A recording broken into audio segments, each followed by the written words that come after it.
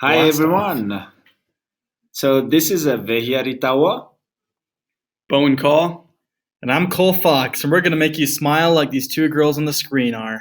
Yeah, this is the Singa solution, and we have a solution for you actually.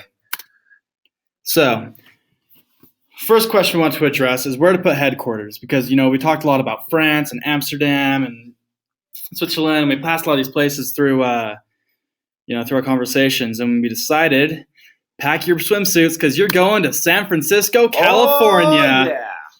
Um, California really seemed like the best option because ultimately the goal of Singa is to create a movement that creates awareness and helps refugees. And given the big name companies that are based in the Bay Area, think Apple, think Google, think Facebook, think Uber, these are companies that hire lots of refugees. They're very refugee dense companies. They're wealthy, and many of them are supporting refugee movements right now in the wake of Donald Trump's recent executive orders. And so, right now, San Francisco is ripe for the picking if you were looking for endorsements to help spur a movement. In addition, California has taken on more refugees than any other state in the U.S., and there is tons of young, brilliant talent to recruit. If you're looking for a web platform, or you're looking for business managers, you're looking for volunteer coordinators, this is the place to find lots of talent, often coming from refugees.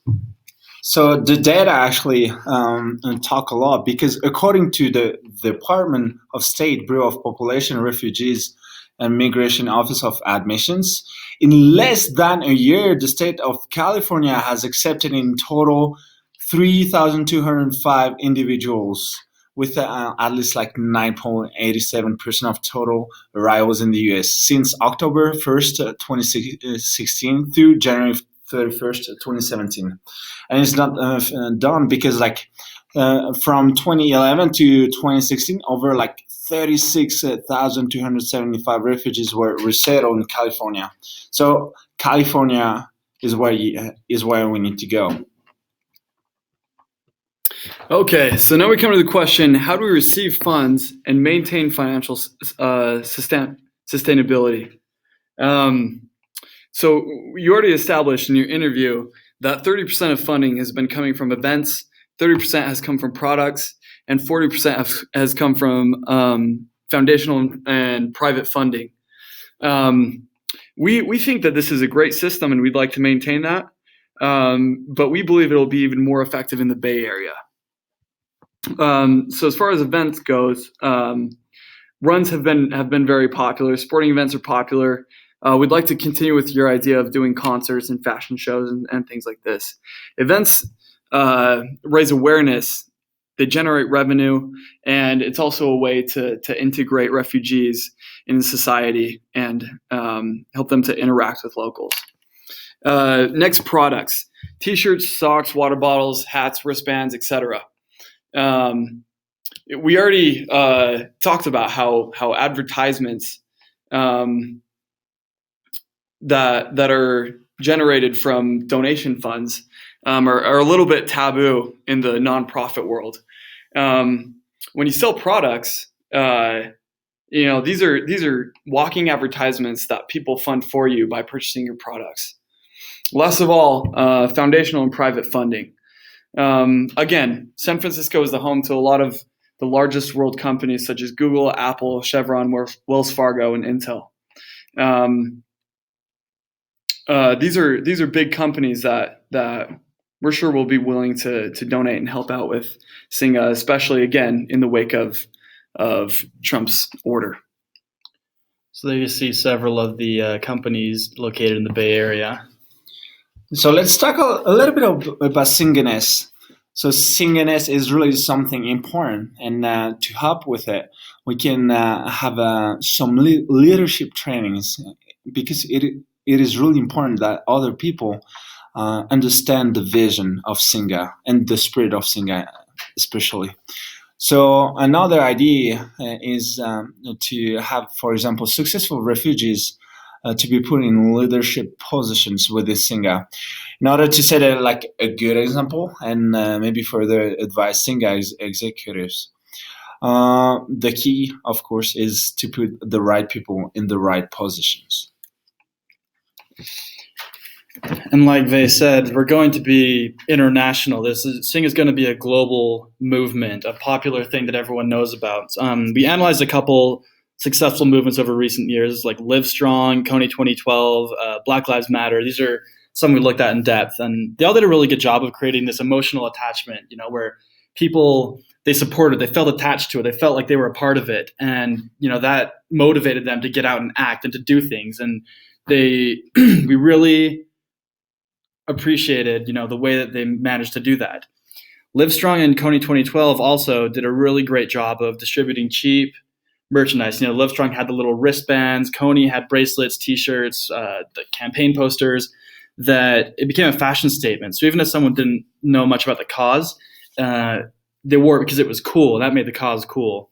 One thing we did want to touch on is that Black Lives Matter, there's been a lot of riots and violence, and it's kind of created this negative reputation because they lack the centralization, the leadership that they need. So there's the Live Strong bracelet. That's what Kony 2012 was given out. That's kind of Black Lives Matter. So we want to do similar things. Like Bowen was saying earlier, we want events that are less about making money and more about opening up and getting people to come together and learn and share. We want refugee-made goods to be a fashion statement. Think bracelets, think necklaces, T-shirts. Things that, like Bowen said earlier as well, it's an advertisement. We want to get people to feel like they're a part of this. They want to stand for something. We're going to give them that chance. We need a strong social media presence that can handle anything thrown at it. And, when people get back from an event or when they buy a good and they get back and they Google Singa, what are they going to see? It needs to be something good that will hook them. All right, to finish, let's talk about the innovation and development and distribution of ideas and practices to inspire collaboration across the globe. So our first idea, we wanted to implement town hall meetings. These would be monthly, semi-monthly, or quarterly, and it would be a global meeting. A different branch across the globe would host this every meeting, and the other branches would tune in via an internet video chat. This would be something to give everyone the chance to see other people in their situation, other people that are doing the same things across the globe. It would inspire unity and help people to feel like they're a part of something bigger. Secondly, we discussed the possibility of holding Jedi councils, again, monthly, semi-monthly, or quarterly. This would just be the leaders of each branch and those higher up in the company to discuss, individual local concerns and report on progress and talk about solutions for challenges that people are seeing on a local and global level. This would be kind of, the engine behind innovation and implementing ideas and getting things done. This is where decisions would be made and things would get done. So this is our contact. Don't hesitate to contact us, and we can answer any questions. We are there, and we work really hard, and we want to help Singa with their vision.